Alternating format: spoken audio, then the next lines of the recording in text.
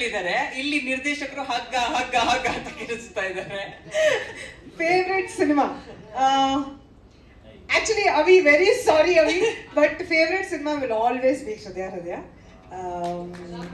But next favourite ಅಂದ್ರೆ ಅವಿದು ಹಗ್ಗ, because ನಾಡಿದ್ದು ರಿಲೀಸ್ ಆಗ್ತದೆ. ಎಸ್ ಎಸ್, ನಾನು ಆಕ್ಚುಲಿ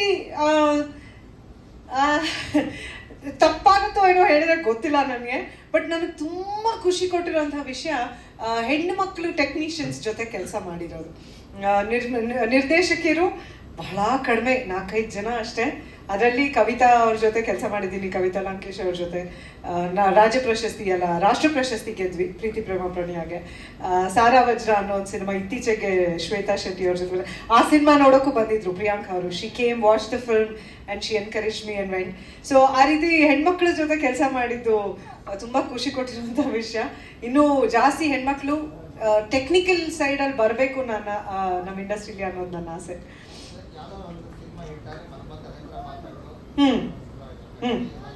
ಹೌದು.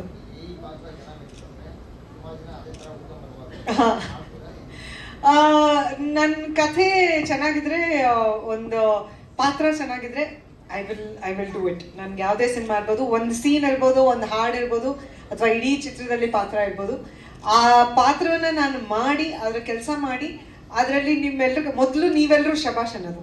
ಪ್ರೆಸ್ನವ್ರು ನೋಡಿ ಅದಕ್ಕೊಂದು ಅವಾಗಿರೋದು. ಇವಾಗ ಆಫ್ಕೋರ್ಸ್ ಸೋಷಿಯಲ್ ಮೀಡಿಯಾ ತುಂಬ ಬೆಳೆದ್ಬಿಟ್ಟಿದೆ. ಅಮ್ಮ ವೆಯ್ಟ್ ಮಾಡೋರು, ಪೇಪರ್ ತೆಗೆದು ಎಲ್ಲ ಸರ್ ಎಲ್ಲ ಬರ್ತಿರೋ ರಿವ್ಯೂಸ್ ಓದಿ ನನಗೆ ಹೇಳಕ್ಕೆ, ನೋಡು ಹಿಂಗೆ ಹೇಳಿದ್ದಾರೆ, ಹಿಂಗೆ ಬರ್ದಿದ್ದಾರೆ ಅಂತ, ಈ ಥರ ಇಂಪ್ರೂವ್ ಮಾಡ್ಕೋಬೇಕು ಅಂತಲ್ಲ.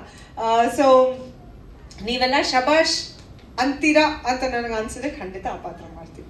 ಆ ಟೀಮ್ ಚೆನ್ನಾಗಿರ್ಬೇಕು, ಟ್ಯಾಲೆಂಟ್ ಇರಬೇಕು. ಅಂದರೆ ಇವತ್ತಿಗೆ ನಾವು ಕಷ್ಟಪಟ್ಟು ಸಿನಿಮಾ ಮಾಡಿದಾಗ ಅದು ಜನರಿಗೆ ಮುಟ್ಟಬೇಕು, ಅದರಿಂದ ಒಂದು ಯಶಸ್ಸು ಸಿಗಬೇಕು ಅನ್ನೋದು ನನ್ನ ಆಸೆ. ಯಾಕಂದರೆ